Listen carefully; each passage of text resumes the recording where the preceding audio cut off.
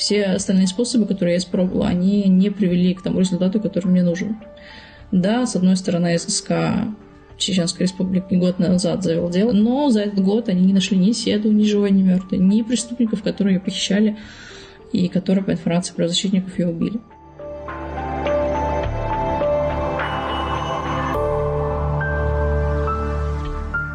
Досматривали меня, достаточно вежливо, не могу сказать ничего плохого, досматривала женщина. Догола раздеваться не заставляли, никакой жести не было.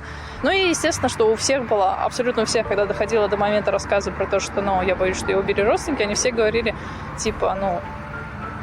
грубо говоря, что это семейное дело, и что да нет, что вот они, наверное, ее ищут, а ты, чего? Ты, что ты лезешь, грубо говоря, в семейную историю.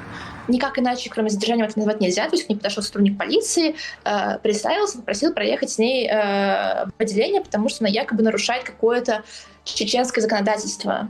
Альтернативное, видимо.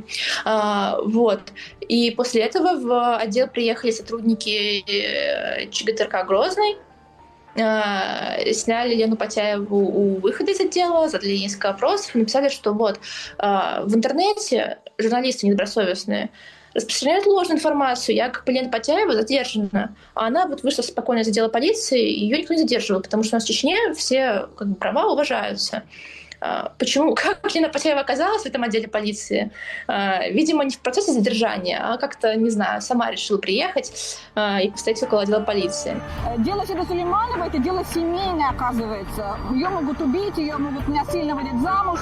И это семейное дело. И это нормально в Чечне, потому что в Чечне люди тоже сидят и молчат. И пока будем молчать, это будет продолжаться. Люди, не молчите.